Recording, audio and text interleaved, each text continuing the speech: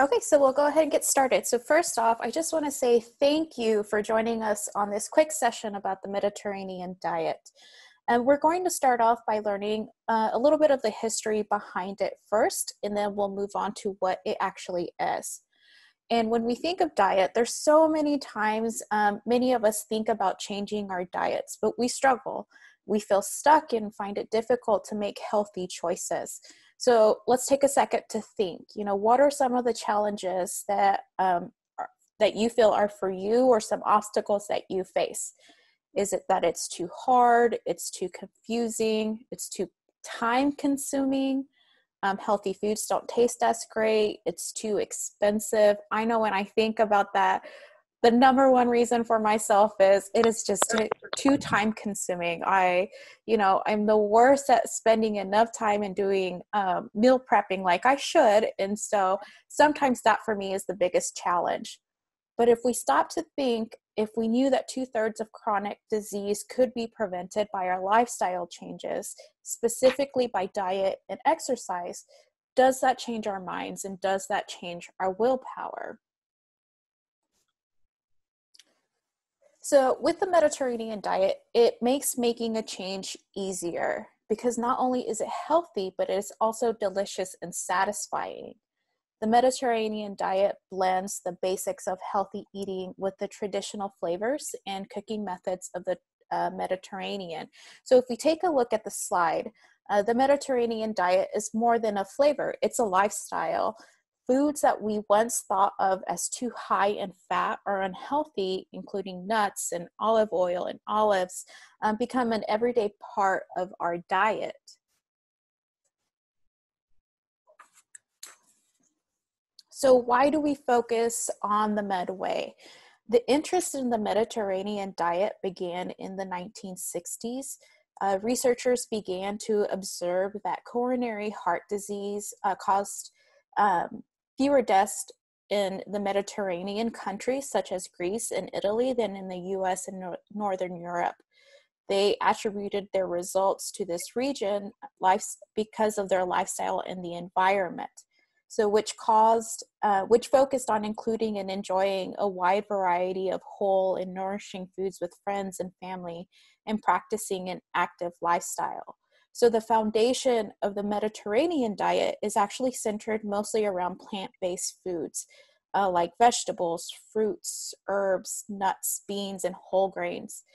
Dishes are created with lots of herbs and spices to add flavor to your plate. The Med diet also does include a moderate amount of dairy and poultry and eggs, and seafood is central to the Mediterranean diet. And in contrast, red meat is eaten only occasionally.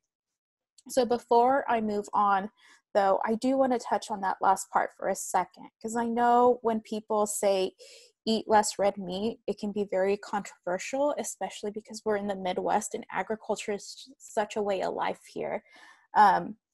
When I grew up, my parents have worked at a meatpacking plant for over 30 years. I grew up in the Southwest Kansas. And so I absolutely understand when you hear the words, don't eat red meat, a lot of people tend to freak out. And I just want us to go through this PowerPoint with an open mind.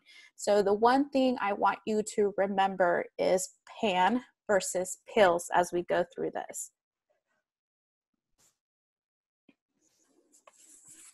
So we rely on pans to make our health better versus instead of pills. So by creating simple and delicious healthy foods.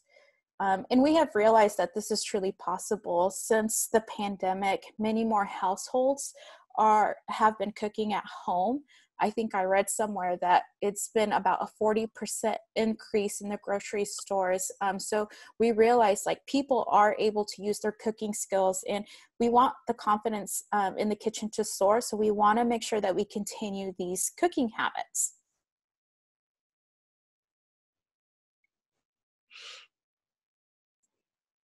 One of the things to keep in mind as we talk about the Mediterranean diet is that the typical Italian or Greek dishes that come to mind when we think of the Medway is not always consistent with eating the Mediterranean way. So they are usually high in meat, white flour in meat, white flour in cheese, highly processed foods. There's a lot of dumping of olive oil on processed foods. So for example, if you take a look at the bag of chips, it gives the illusion of being healthy simply by throwing the image of the Mediterranean region and dousing it with olive oil. So this right here is a prime example of why it's important to know exactly what we are actually consuming. So again, it's important to reiterate that this is not a flavor profile. When we talk about the Mediterranean way, it's about the components that we use for making healthy dishes. And the purpose is actually to make real food again at home, and while it can still be simple and satisfying to eat. So as we move on, I want to make sure that we touch on a few of the benefits of the Mediterranean diet. Some of the benefits that include with the Mediterranean way is it decreases the risk of some forms of cancer. It is also more effective than a low-fat diet for weight loss in overweight and obese individuals. Some may say, well, we're eating more nuts and seeds, and don't those have a higher fat content? Well, yes, but those are actually monounsaturated fats that we're eating, so they don't necessarily tend to increase our weight. We have to abandon the notion that we have to be low fat to lose fat, because what we found is when we do low fat products, they're actually found to have more refined sugars or carbs, which we'll talk about later in the PowerPoint. Another benefit that also comes with eating this way is it protects against cognitive decline by protecting the small blood vessels in the brain. There is actually 40% lower risk of developing Alzheimer's when you eat the Mediterranean way. It also improves the eye health. It decreases the risk of macular degeneration, which is the kind that takes away your sight early. And it also decreases the risk of type 2 diabetes. So in one study, the risk of developing type 2 diabetes was reduced by 52% when eating the Med way. So that's a huge, huge factor, especially for people who are pre-diabetic. It can also help manage blood pressure and can reduce cardiovascular disease as much as 30 to 60%. So you can see there's a lot of benefits that go into whenever we take the time to eat a lot more healthier. So if I move on to the next slide. So here we see 7 steps that are specific changes that we can that will help to eat the Med way. So as we talk through and consider the Mediterranean diet, we have to think of terms of taking steps to change the way that we eat. If we can begin to make these changes to establish a healthier diet, then we'll begin to meet our dietary needs. There is no specific order. I don't want you to get caught up on like, this is number 1 and this is number 2. Just pick a change that you want to start on, and we'll begin from there, okay? And Megan, are there any questions so far?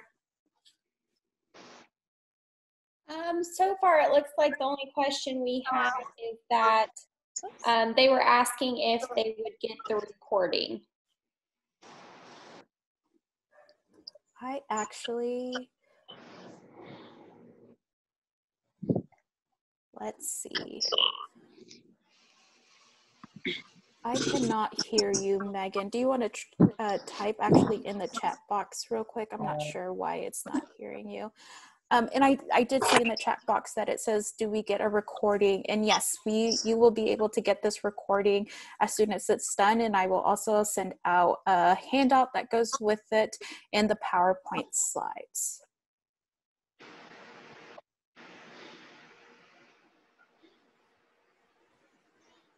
Okay, so I am going to move on.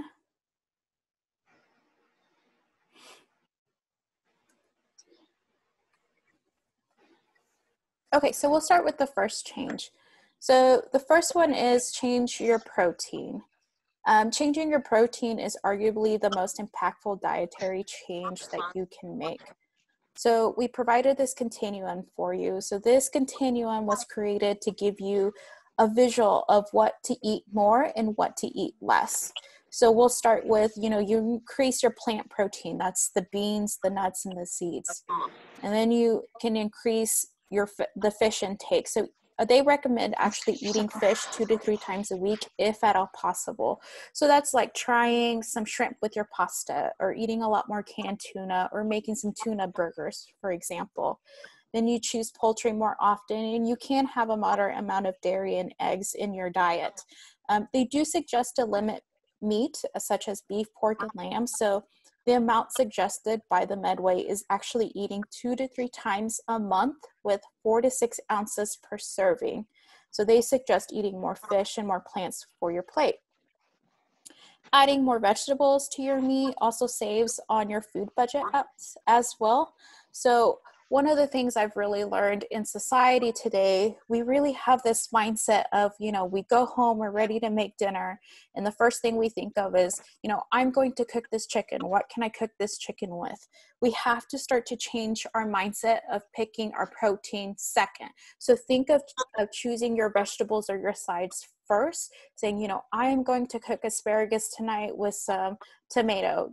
What protein goes good with that? So starting to change that mindset of ours will really be helpful in this.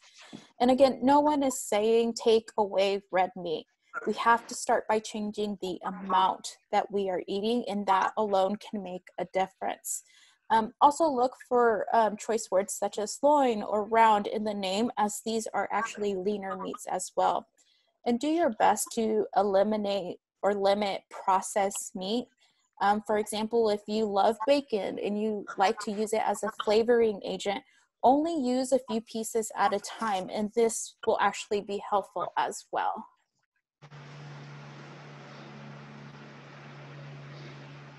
So the second suggestion is to swap your fats. So we have to rethink and rewire the brain a little bit that all fat is bad. So for example, Harvard came out with an article stating polyunsaturated fats were essential fats. That means that they're required for a normal body functions, but our bodies can't make them. So you must go get that food. Polyunsaturated fats are used to build cell membranes and the covering of nerves. So they are needed for blood clotting, muscle movement, and inflammation.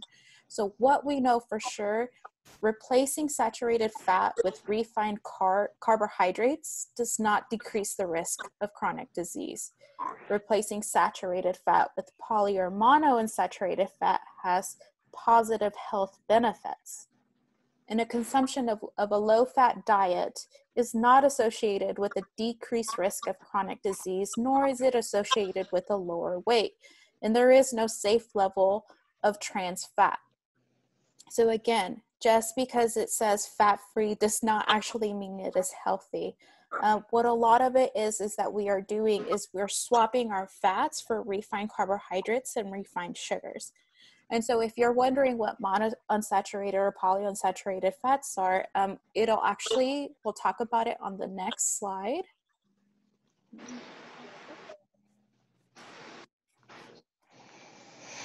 So here's an image of the continuum that would be helpful when distinguishing what to eat more and what to eat less. So unsaturated fats, they're generally found in plants or seafood. It's shown to have health promoting properties as well. So fish high in omega-3 fatty acids include like tuna and trout, sardines, and plant sources of omega-3 fatty acids include flaxseed, oils such as canola, soybean, nuts, and other seeds such as walnuts, butternuts, and chia seeds.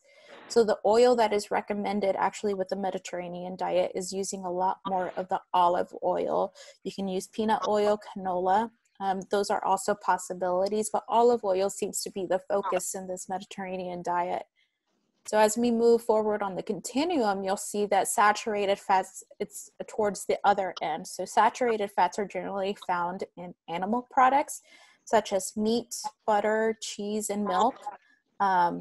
They're found in dairy and high-fat meats. So it's not been shown to have a lot of health-promoting properties, and we should try to limit saturated fat to less than 10% of calories a day. And then we move on to trans fat. So fat that can be found in processed food, fried food, baked goods, convenience and freezer food, everything that we love to eat. It's on the other end of the continuum. And these have shown to be harmful to health. So some tips that you can use to swap your fats are to, for example, dress your salads with olive oil dressing. We recommend using olive or canola for cooking, marinating, dressings that can be a fatty acid. And the healthiest one that they say is actually hazelnut oil, but this is really expensive, and it tends to burn a little bit quicker when cooking. So again, we just recommend using olive oil for this. Or you can replace solid fats like such as butter or mayo and use olive oil instead. So people tend to get really stuck on number 1 and number 2. So please remember, one certain food component can't be blamed for an entire disease progression, and that diet as a whole is what matters. And that's why the Mediterranean really provides you with several steps that you can make to make healthier choices. So the third suggestion is snack on seeds. You may ask which one is better.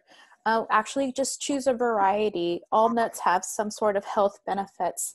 Do aim to have about 3 ounces of nuts and seeds per week in order to have portion control and count your calories. So how do you measure that? There are a few tricks that you can use to measure whenever you're eating your nuts and seeds. You can use the rule of 1, 2, 3. So 1 ounce is 23 almonds, or 1/4 of a cup. For you that have young children at home, like a baby jar, you can use 1 jar of baby food. That's a way to measure it. 1 handful. If you have sticky notes, so a 3x3 sticky note, if you measure your nuts out on there, that'll actually give you a right portion size. Or if you have if you have young adults at home, if you have shot glasses or anything, like, you can actually measure those nuts in that measurement as well. So let me check the chat box, because for some reason it doesn't seem that I can hear anybody. Can you hear me now, Mirna? There's no. Oh, it seems that you guys are actually getting quite a bit of feedback. So if you please will mute yourselves, there should be a little microphone symbol either at the very bottom corner or at the very top, depending on if you're using a computer or an iPad or your phone. So try to mute yourself, so that way we make sure that there's not a lot of feedback coming. Okay. So let's move on. So here is the most important component of the Mediterranean way. It's eating more fruits and vegetables. One thing that remains constant, regardless of how much research has changed throughout the years, is that fruits and veggies are a must for a healthy diet. Large data has revealed that as fruit and vegetable intake goes up, weight actually goes down. So if you are an individual that is trying to lose weight, these are a list of produce that actually have proven to show that will help you do that. So berries, apples and pears, broccoli, cauliflower, cabbage, green leafy vegetables, non-starchy vegetables such as artichokes, asparagus, cauliflower, celery. Nothing is wrong with corn and potatoes. So many times when we've talked about the Mediterranean diet, I've heard, well, my husband is, he has to have a meat and potato for dinner. That's, there's no way around that. And, that's okay. There's nothing wrong with that, but they simply don't have the same protective effect as the ones mentioned. So do your best to incorporate an additional fruit or veggie onto those meals, and maybe try smaller portions of of appropriate serving size for the protein that you're going to serve. So it's just making sure that we're taking into all the considerations that we can. So when we have to make fruits and vegetables craveable, convenient, and cost effective as well. So buy what is on sale, what's in season, go to the farmer's market, buy canned, frozen, dry, whatever is more affordable for yourself and for your family. Make them craveable, add some basil to green beans and zest with a lemon. Make your own dressings. There's so many recipes out there that provide you with guidance on making dressings at home, and also make time to prep. Have it be convenient. For example, if you buy some oranges or apples or anything like that, cut up some slices, have them bagged up and ready to go for their kids to just pick up right after school or for the summertime. And also get your family into help. I think a lot of it comes down to, as well as, the idea of like, I have to do this all by myself, but you don't. If you start to incorporate your family, it's less work for you, and they'll probably be more excited to be able to try things that they have helped prepare. And again, you can try mixing your omelet with veggies, doing a stir fry, adding fruit to your oatmeal. There's a variety of ways that you can incorporate more fruits and veggies into your meal.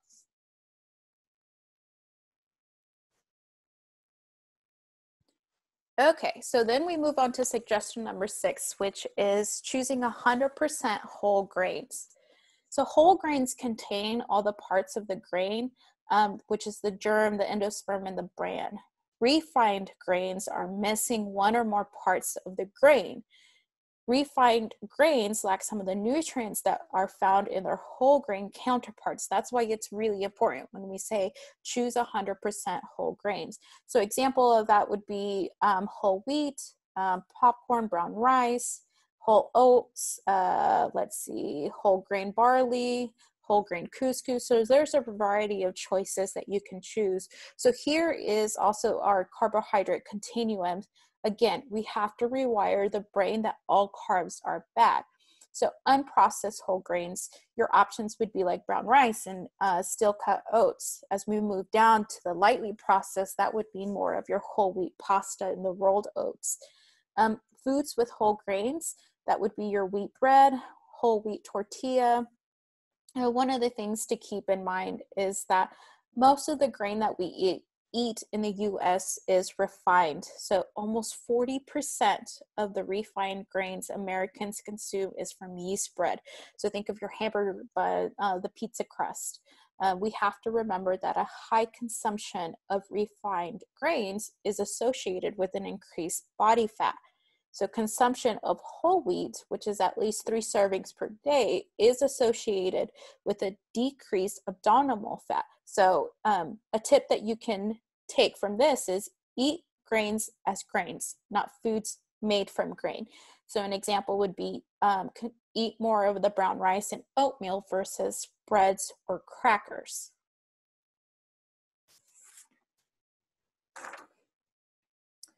And let's see. And finally, we have number 7, which is rethink your sweets. So sugar is like the new fat. It can absolutely make us sick. Sugar increases the risks of heart disease, diabetes, obesity, tooth decay, and all other health issues mentioned on this slide.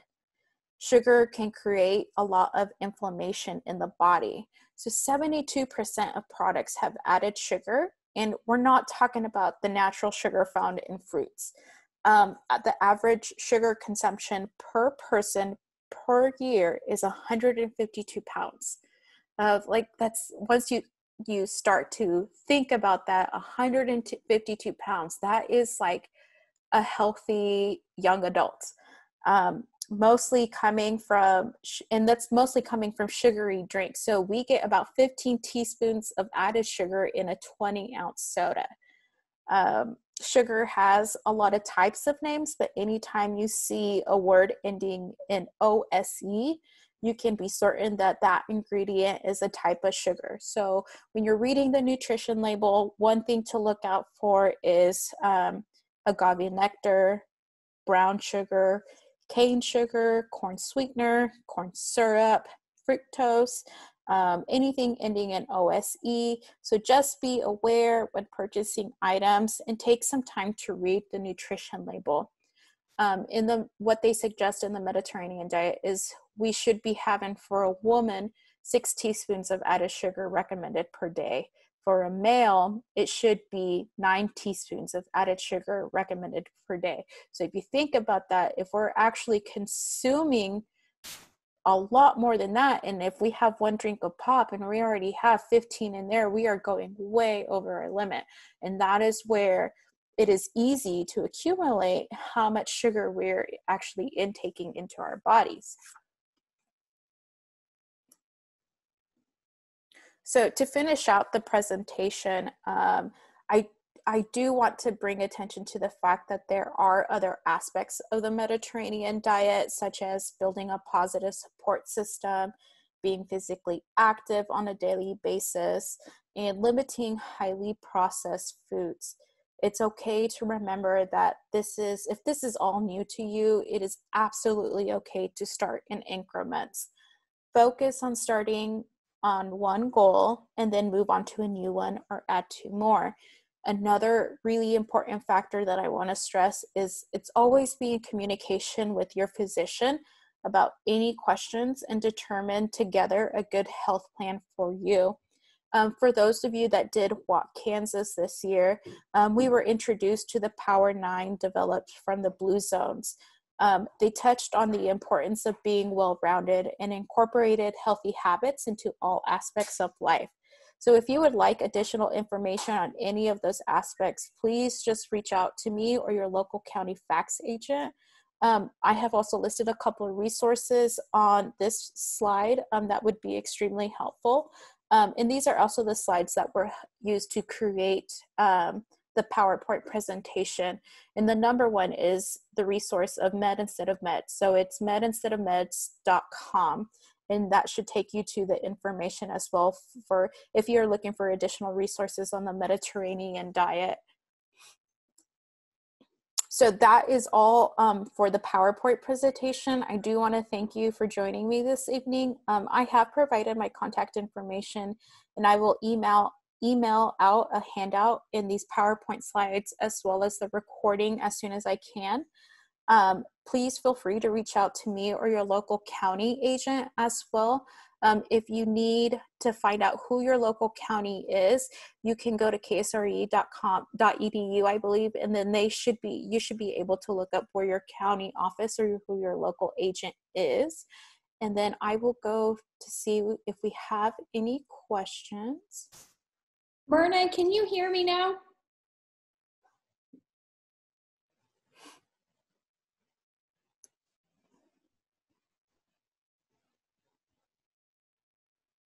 Okay.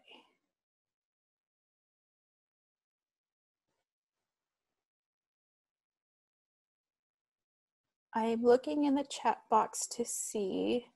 And Megan, I'm sorry if I think I see that you're trying to talk to me and I'm not sure if it's my computer or not.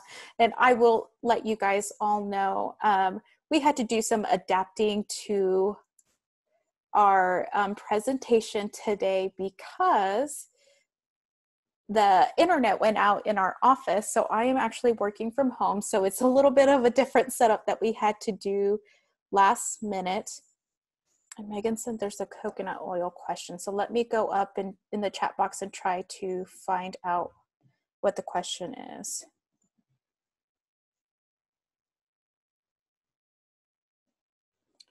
Why do some people think that coconut oil is healthy? And Megan said that she would be happy to take this because this is her area of expertise as well. So yeah, Megan, if you want to take it, you're more than welcome to. Okay, can everybody else hear me besides Mirna? Yes. Yes. So with the coconut oil thing, it has been a big hype around a lot of areas lately. If you've listened to any media outlets or any celebrities or, Dr. Oz, for instance, they claim that coconut is kind of the cure-all to everything. Well, I'm here to tell you that that is not true. Um, as a matter of fact, about 92% of coconut oil is actually made up of saturated fats because it is one of those tropical oils. A lot of people think it would be unsaturated because those are generally your vegetable oils, your nut oils. But in this case, it is actually a tropical oil. And in that fact, it is mostly saturated fat. So it's not necessarily that cure-all that everybody hypes it up to be. And if people are claiming that, it's generally from a personal testimony. And generally, if that's the case, they've probably made some other lifestyle adjustments besides just, a tablespoon of coconut oil a day. They're probably not telling you the whole story. So with that being said, it's not really all it's cracked up to be. They still highly recommend sticking with those unsaturated fats, such as, like Mirna said, those vegetable oils, those nut oils, olive oil, those kind of things, instead of those saturated fats, which that coconut oil would fall into. Now, if you like the taste of coconut oil, it's not something that you need to just get rid of, but just use it in moderation. Really watch your quantity of it because it is a saturated fat. So hopefully that answered Nancy's question, and I will pass it back to Mirna if you guys have any other questions. I do not see any in the chat box, and thanks for taking that. I think what was happening is my headphones were not bringing in I could not hear anything that anyone was saying, but I took them out, and it seems to be working a lot better now. Yeah, well, and I had put them in because, like I said, we're working from home. We had to do a quick adjustment because we lost internet at the office, and I was worried that you were going to hear lots of little puggles barking here soon. So, but no, thank you for taking that. And does anybody else have any questions? Because I don't see any more in the chat box.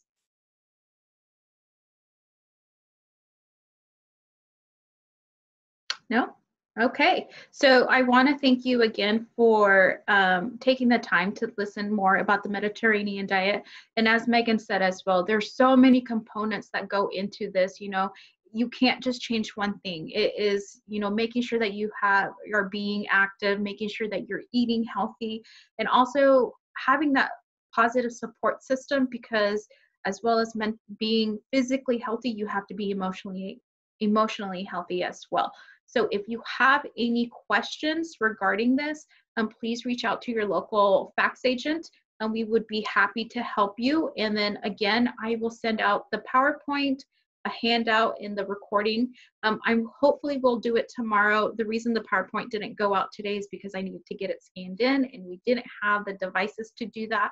And so as soon as we get that up and going, we will get that sent out. And then Megan, thank you for taking on that question and watching the chat box for us. And if you don't have any other questions, that is it for tonight. We got you out in time for dinner time. Thank you, everyone.